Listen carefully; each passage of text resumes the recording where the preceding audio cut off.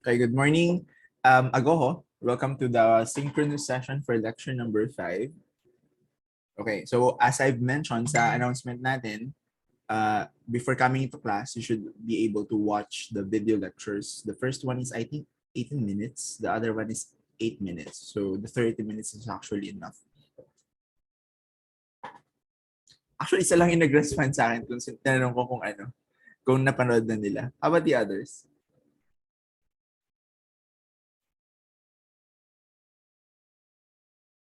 Check na si Nika. Si Dala, okay na din. Yan. Okay, very good. So, for our first agenda for this sync session, do you have any questions for lecture 5? By the way, we'll do the p-value approach today. It's actually just an additional way to decide whether to reject or we fail to reject null hypotheses.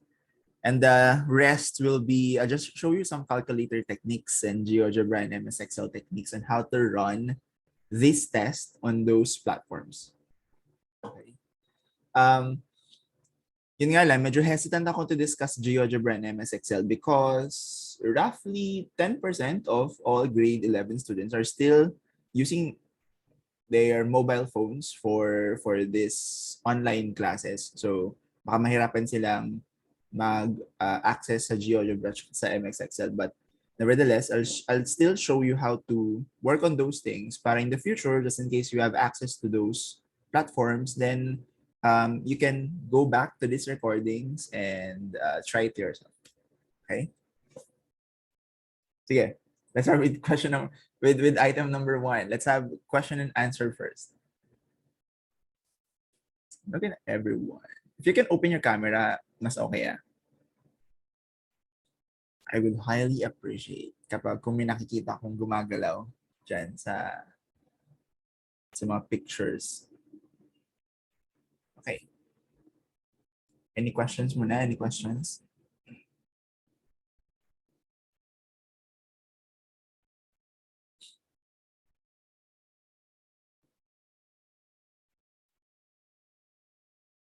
Questions?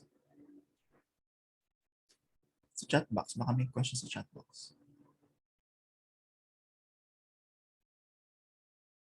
Okay, that. Sabi ni Mika wala na. Okay, well, di ba kayo makapag-message sa everyone? Yan. So, you can message to everyone na. Sorry, hindi ko pala na-set yan. Okay. Questions?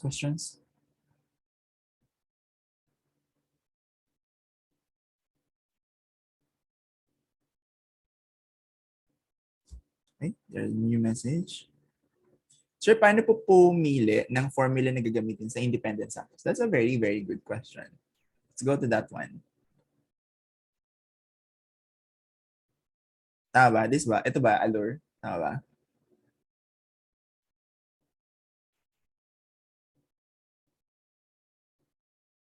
Yan. Okay. So, sino nakakaalala ng sinabi ko sa video? How do we determine if we're going to assume equal variance or unequal variance?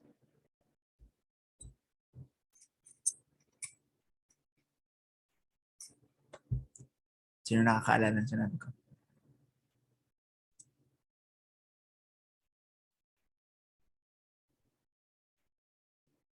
Well, actually, may isa pa dapat test na gagawin before we can decide which formula to use.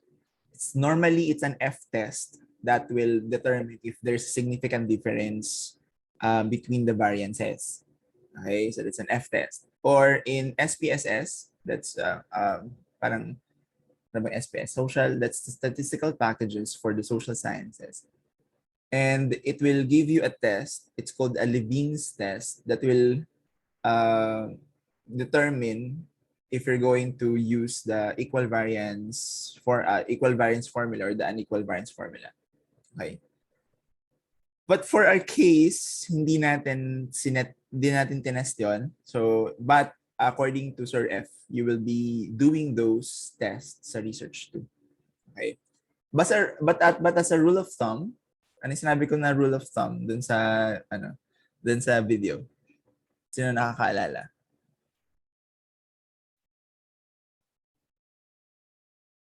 Di ba di? Parang yung quick way to determine if you're going to use equal or unequal.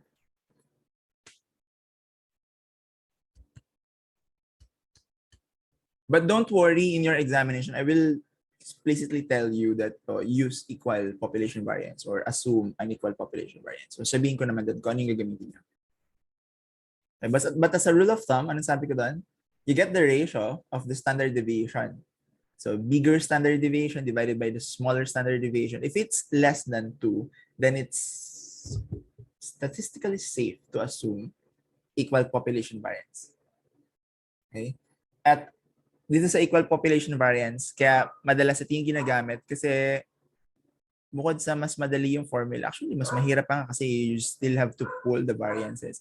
This is easier. However, yung degrees of freedom nito ay mas mahirap.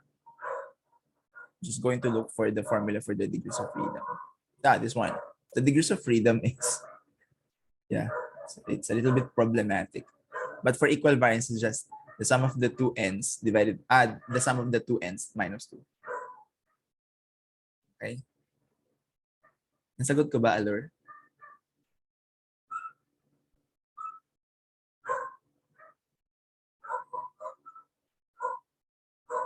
Okay. Sige. Any other questions? Any other questions? Welcome. Any other questions, guys?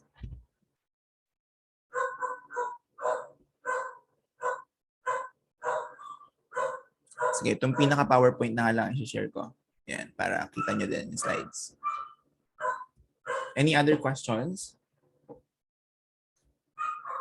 Before we go to the p-value approach.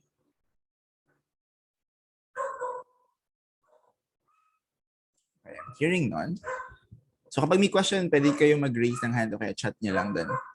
Ngayon, the reason why I would like to talk about p-value approach is because in most cases, especially when you read an article, a journal article, usually you will not see tabular values there. So that the way we decide if we're going to reject the null hypothesis is if our computed value surpasses or went inside the rejection region. So normally, kung mas mataas na sa critical value natin, sa tabular value, or mas mababa dun sa negative na tabular value. Kung nangyari yon, then we're going to reject the null hypothesis. But in most cases, naingin ng aso namin, in most cases, hindi gantong way yung pinapalabas. Okay? Sa mga journals. And in most cases, they use p-value. So what are p-values? Okay. By definition, can we have AR? AR, can you please read p-value? What's p-value?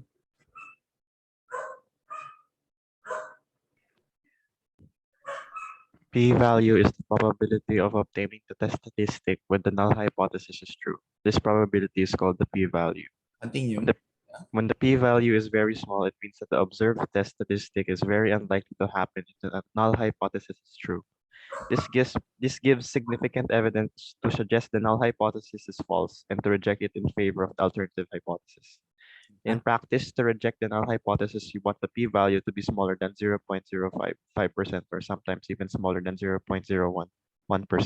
Okay, thank you, AR.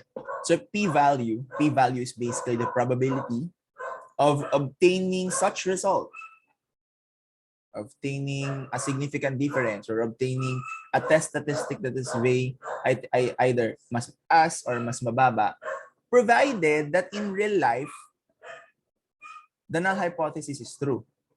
Saan ngayon? Ano nga yung probability na nag-reject tayo ng null hypothesis when in fact it's true? What is that? Anong error yun?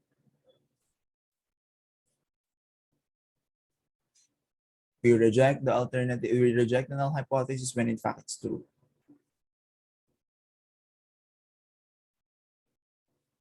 It's a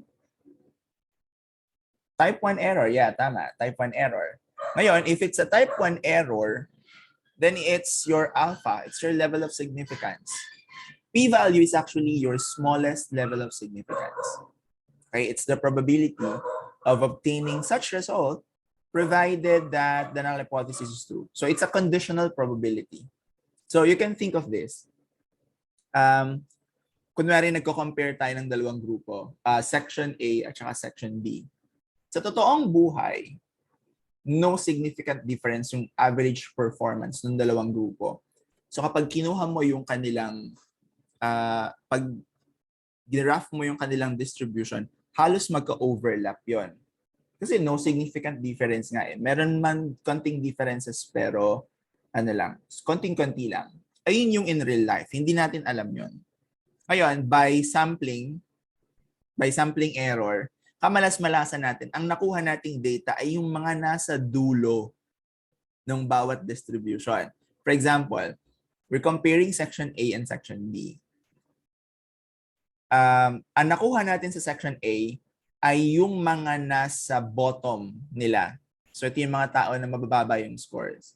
Sa section B naman, ang nakuha natin ay yung sobrang tataas na scores. Okay? Bilang sample. Okay? So ang nangyari, nag-conduct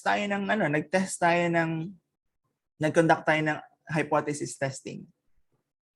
And we found out that there's a difference. When in fact, in real life, there's none.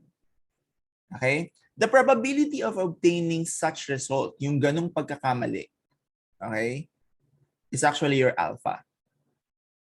Ngayon, ano ngayon ang gusto natin? Malaki yung alpha or maliit? Malaki yung p-value or maliit? That's actually the p-value. Alpha yung sinabi ko. So, what do we want? Do we want the p-value to be small or to be large?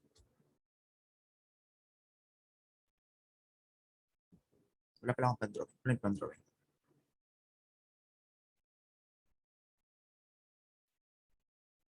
We want that to be, we want that to be small. We want the probability of obtaining such result na due to sampling error lang, provided that the null hypothesis is true to be small. Ngayon, the question is how small? Okay. According to this, we're going to reject the null hypothesis if the probability of obtaining such result, provided that the null hypothesis is true, so that's the p-value. If the p-value is very small, how small? If it's less than or equal to alpha, if your alpha is 0.05, so it should be less than or equal to alpha, then we're going to reject the null hypothesis. If it's more than alpha, then medyo nakakatakot na i-reject yung null hypothesis, no? Even though it's very small. May p-value is very small. May 0.15. It's small, but that 15% is actually large. That's the chance of obtaining such result due to sampling error. Okay? Kasi imagine yung example ko kanina, yung magka-overlap. Yung probability na makakuha ka ng, yun lang makonsentrate yung pagkuha mo ng data dun lang sa pinakamababa sa section A at pinakamataas sa section B, sobrang liit lang ng probability na yun. And if that probability is large, so ibig sabihin, baka wala nga talaga tayong basis to reject the null hypothesis. Okay. So yung p-value, you can compute that manually by getting the critical value and then obtaining the area, either for this case, obtaining the area to the left. For this case naman, you obtain the area to the right. For this one, you obtain the area, actually, you just obtain the area on 1 and then multiply it by 2. You can get the p-value. Okay? Ngayon, yung p-value, imagine yung p-value, no? If this is very, very small, mas maliit yun sa area ng critical region. Kasi in that case, ibig sabihin, sure ka na yung cutoff or yung na-compute mo na t-value ay pasok dun sa critical region. And in that case, same lang dapat yung magiging decision mo if you're going to use p-value at saka yung decision rule na ginagawa natin using critical region. Actually, yung approach natin is actually critical region approach, pero kino-compare na lang natin sa critical value. Do you have any questions? Dami ko na nasabi. Do you have any questions?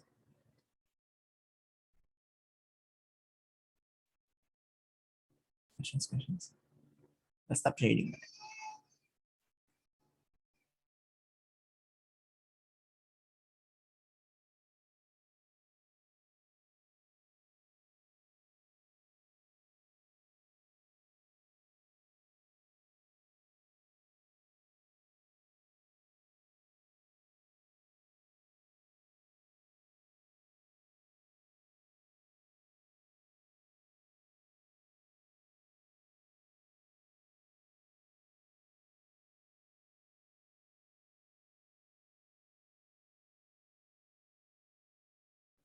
Okay, do you have any questions?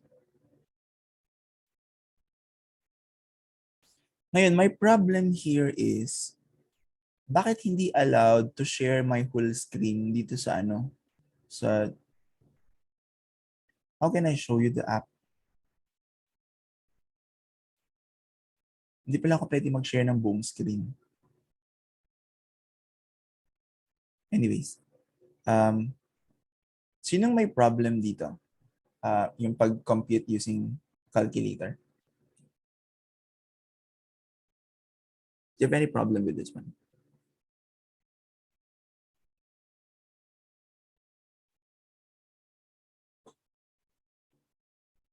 Or anong mga calculators ang meron kayo? So for this type, for related samples t-test, all you have to do is to get the difference first. Pero pwede nyo kasing gawin to directly sa MS Excel, or you can do this sa GeoGebra. I'll show you later. But let's begin with the calculator. Kasyo ba lahat ng calcu nyo? Or may calcu kayo na iba? So I have here my calculator. Delhi po sa akin. Pero ganito rin ata itsura ng Dala. Dala? I'm not sure. Ganito rin ba itsura? Parang mukha din, hawig din ba siya ng kasyo? Hindi ka mukha ng kasyo. Medyo po. Okay, sige. So tingnan natin kung pwede. So all you have to do is to go to mode. And then, do you see any stat function sa calculator nyo? Sige, si Dala muna tatanungin ko, no?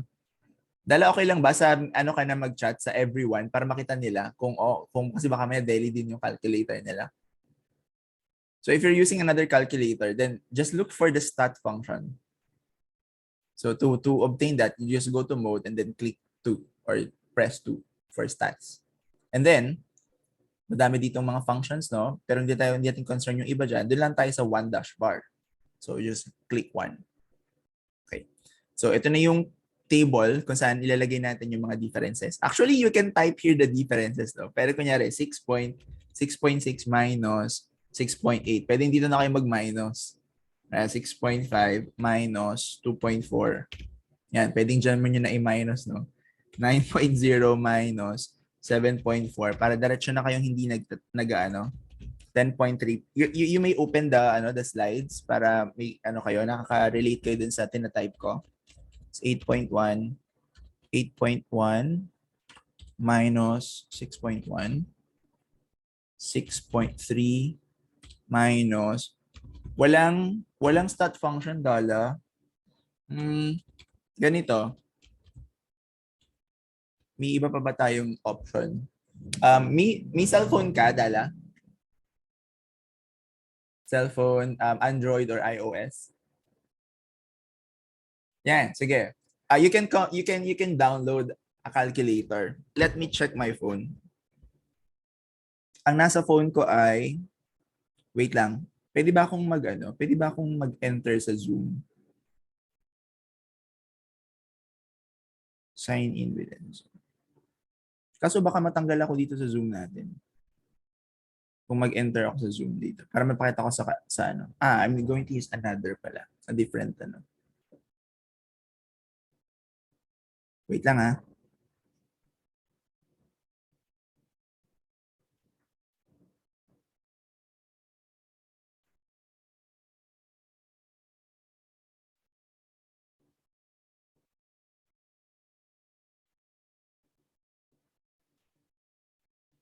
Ayaw. Di pwede. Okay, but what I'm using is ncalc fx. ncalc fx. So you can download this. ncalc. That's a free fx. You can download that one. Okay. So mukha din siyang kasyo. So yan. So Dala, message mo kapag meron na. So ngayon, kapag na-type na natin yan, okay, so you just have to press AC to clear the screen. Don't worry, hindi mabubura yung memory, yung mga in-enter mo doon. Nailang ako sa camera. Okay. Then all you have to do is to go to, kita nyo dito, normally yung stat function nasa 1 yun. So nasa task siya nung 1. So when you have to activate shift 1. And then dito, you can edit the data, get the sum, the minimum maximum, but we need the var 5. Okay, so iba lang yung itsura nito, no? The sa lecture ko, SX tsaka sigma x. But this one, yung n-1, that's for the sample. And yung kailangan natin SX. Ito naman for population. But let's get the mean first. So you have to do is to type 2. Yeah, 3.125. So we're correct for that one. Or stat and then click 5. And then type ano to? 4. Then the answer should be 2.9. Okay, 2.9. Okay. Then all you have to do is to go back to the result and then compute for the value of t. Let's go back to this one. Ngayon, try natin makita tong mga to. Okay. So, ang decision natin dito is we're going to reject, no? Reject the null hypothesis. Okay. Let's see kung kaya natin tong gawin sa GeoGebra. So, what I have with GeoGebra is a classic 9 point. Wait lang. Yeah. What I have with GeoGebra is classic 9 point. Sige. Thumbs up nga kung naka-download kayo ng GeoGebra. Thumbs up. Sa desktop ha, sa desktop. Were you able to download GeoGebra? Okay, so sige, sa desktop muna tayo. Don't worry, I'll show you how to work on that sa web. So let's have GeoGebra. What I'm using is Classic 5. Although Classic 6 is more pleasing to the eye. But what I'm using is Classic 5. So I want you to go to spreadsheet. Yan, spreadsheet. So ma-open dapat to. And then you can enter the data there. Actually, kahit hindi na yung mga differences, no? You can actually enter the data mismo. The before and after data. So I'm just copying it here.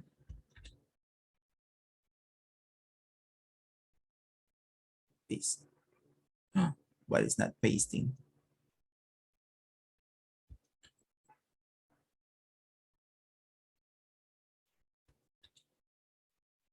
Type ka na lang. 6.6, 6.5, 9.0, 10.3, 11.3, 8.1. Tell me kung sumasabay kayo sa akin yan.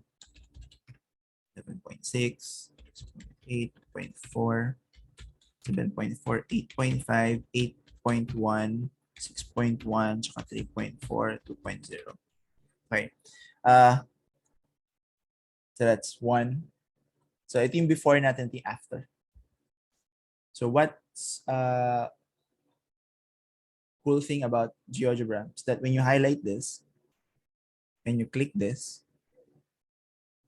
you can go to multiple variable analysis. So if you click that one, it will ask you, ito ba yung mga kailangan mong i-analyze? Well, yeah, sila yon. So just click analyze. Then you will get this one. So you will have a pictorial representation of the distribution using box plots. So makita mo parang may difference agad, no? Kasi ang layo-layo ng maximum nito, ito naman layo-layo ng minimum. So ito lang yung part na nag-overlap sila. So if you're going to ask yourself, we're going to reject another hypothesis. Sir, could you repeat pa paano palabas yung figure? Okay, sige. So close ko muna to. Highlight nyo muna to. There are 2 highlighting methods meron sa GeoGebra. Kasi when you press Control A, hindi pa siya naka-highlight. Kailangan yung thick na blue ay yung pang-highlight. So you literally have to click it and then drag. Okay. Nakatayo, Mika?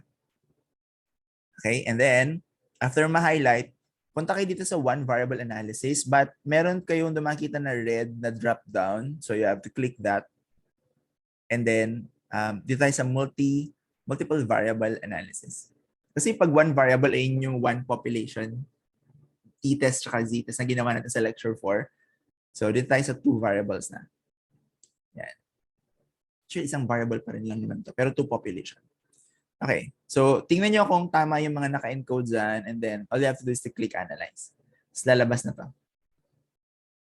Okay? So, this is the stack box plot. It can give you parang an idea kung ano ba, malaki ba yung nag-overlap. Okay. Mukhang maliit lang yung part na nag-overlap sila. So, chances are, you have to reject the null hypothesis.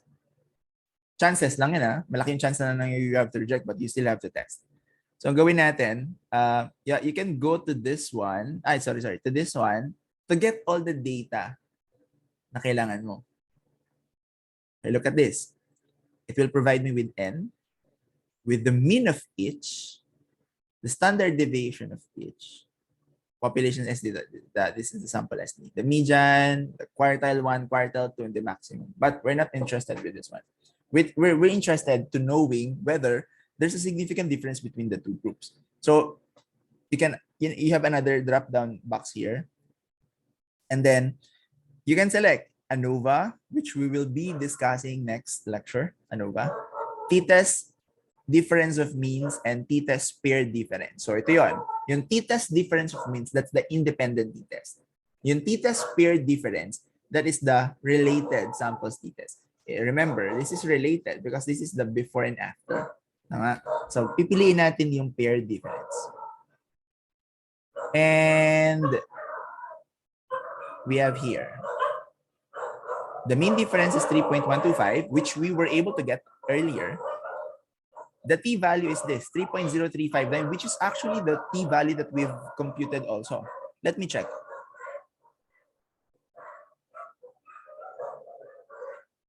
Saan di kayo nababother dun sa tahol ng aso?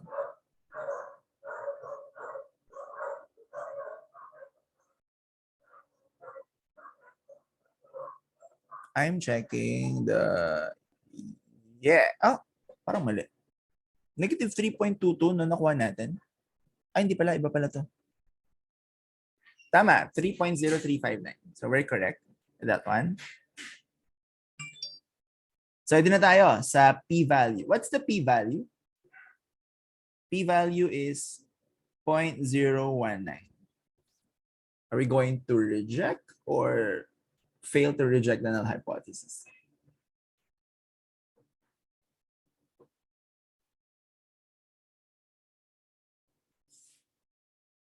Reject or fail to reject the null hypothesis?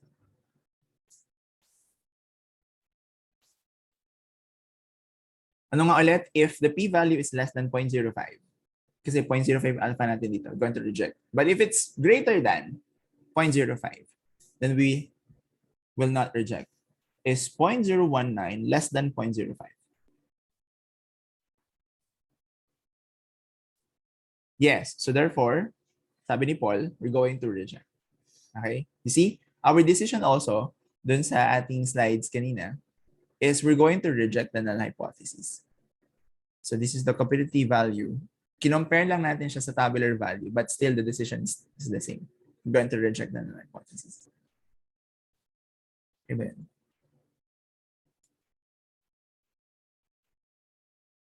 Okay. Okay. So for the next one,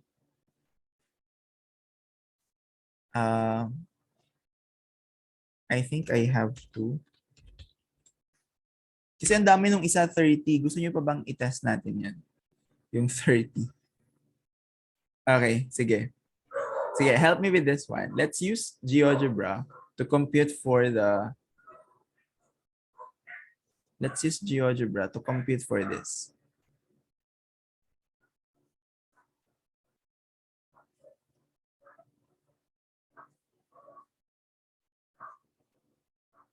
This one. Okay, so let's have this one.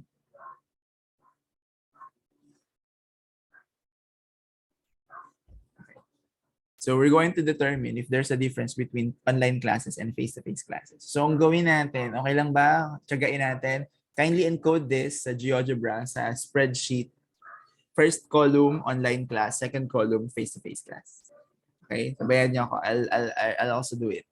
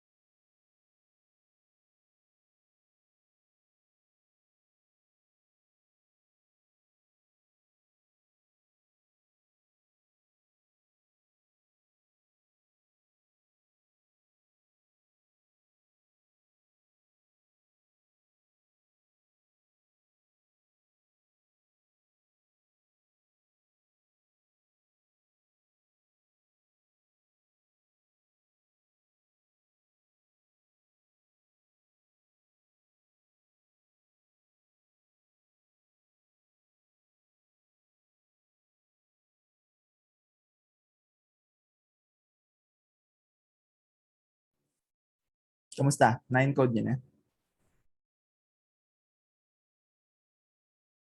Bakit ganun?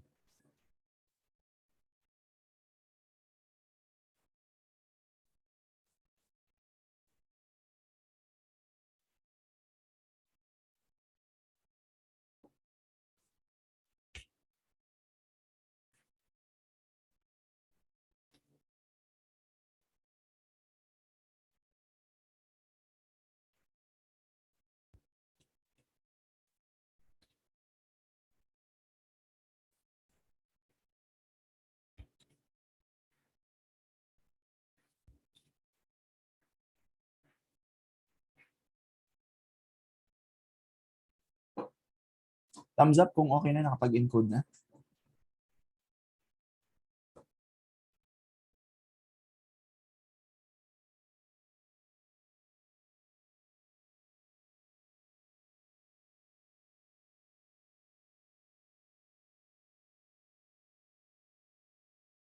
Yes, Mika. Yeah, tatype lang natin. Sige, for the sake of discussion na lang, kasi baka mahirapan kayo mag-type. So, tinype ko na lahat dito. So, ito yung online, and this is the face-to-face. So, ang gagawin natin, we're going to find out if there's the difference between the performances of those in online and in face-to-face class. So, highlight ko lang to. Again, pag kinontrol A mo kasi to, pa hindi siya yung totoong highlight. So, kailangan tong blue na to, ma-highlight niya. Sorry. Yung blue na yun, kailangan ma-highlight niya lahat. So, you have to literally click and drag that. There are 30 for each group. Then, kapag na-highlight mo na, all you have to do is to go to this one variable analysis, then multiple variable, check mo kung ayan talaga yung naka-highlight, and then click analyze. Okay, so we'll have, again, this box plot here. Initial thought, baka mukhang malaki yung overlap. No? Baka no difference. Yung nauna, that is the online class. Tapos yung nasa baba ay yung face-to-face class. We're just merely looking at the stock box plot. Mukhang halos parehas. Yun nga lang, mas kumpol-kumpol yung scores nung nasa face-to-face class. Kalat-kalat naman yung grades ng mga nasa online class. Okay, you can also check the statistics. Diba, remember, gumawa ako ng table with the mean, standard deviation, and n. Okay, so you can actually get that sa GeoGebra. You can actually just type in and then run it here. Although you can do it in your Casio calculator, just open again your stat function and then enter all data. Kaso dito, isa-isa. Isang entry bawat grupo or isang set ng data bawat group. Yun sa paired sample t-test kasi, yung difference lang yung kailangan nating gawin. So in this case, again, we're not interested with this one. So this is the trick here, the cool thing here. If you click t-test difference of means, okay, it will further ask you, is this a pooled t-test or a non-pooled t-test? Pag pooled t-test, ibig sabihin, you're going to assume equal variances. Pag non-pooled, yung unequal variances. So, ang ginawa natin dito, napansin natin that, as a rule of thumb, divide 16 by 11. Tama? And we know that's less than 2. So it's, again, safe to assume that we're going just to assume equal variances. So we just have to click the pooled. Okay. Ano nangyayari? Pansin nyo, I'm just going to play around with this checkbox. Tingnan nyo ano nagbabago. Anong nagbabago?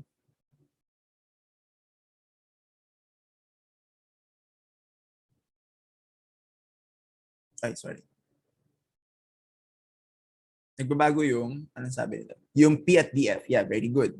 Yung P at DF. Yung DF, remember the formula ng DF. Di ba medyo madaming gagawin kapag unequal variance. So, if you're going to do that, then you will arrive at this, 51 point something.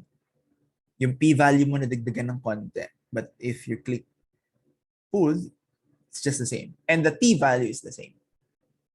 Okay, that's one cool thing. The t-value is the same. Okay, so since we choose the pooled, dito nga pala alternative hypothesis, you can check. So ang alternative hypothesis nga pala natin ay, anong alternative natin? Is it greater than? Or less than? I think it's less than. Yeah, it's less than. Kasi yung first group natin, that's the online, no? So ang claim nung instructor, mas mababa yung average exams ng mga nasa online class. So it should be less than. Okay, what's the p-value? The p-value here is 0.001. Are we going to reject or not reject the null hypothesis?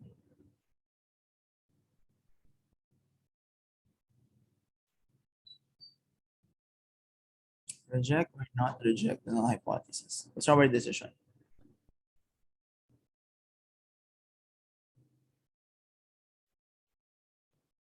We're going to reject.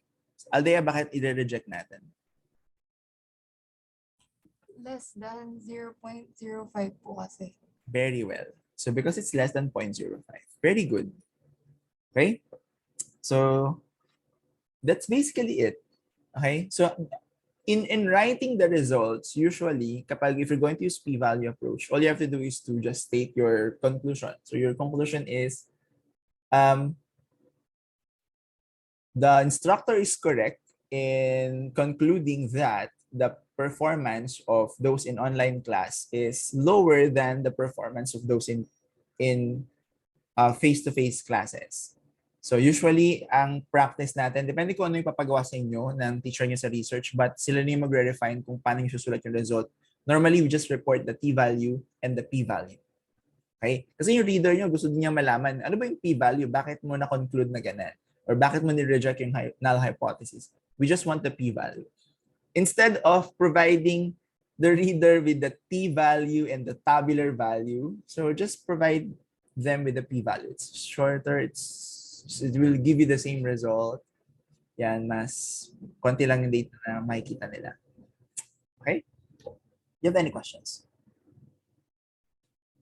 Okay, I think I shall not work on the Excel kasi baka yung iba walang Excel. Ito kasing GeoGebra, it's free.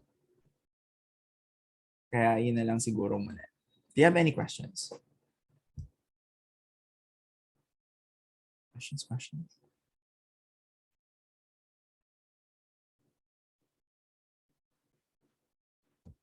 Okay, so for announcements, your next will be on the 3rd. Tama?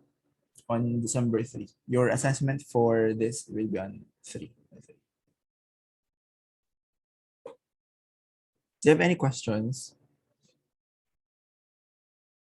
I'm not yet releasing no, I already released the scores, but I'm not yet releasing the papers for the summative assessment because there are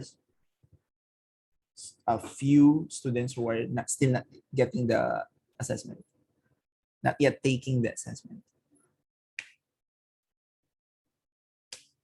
Questions? I think I should stop recording now.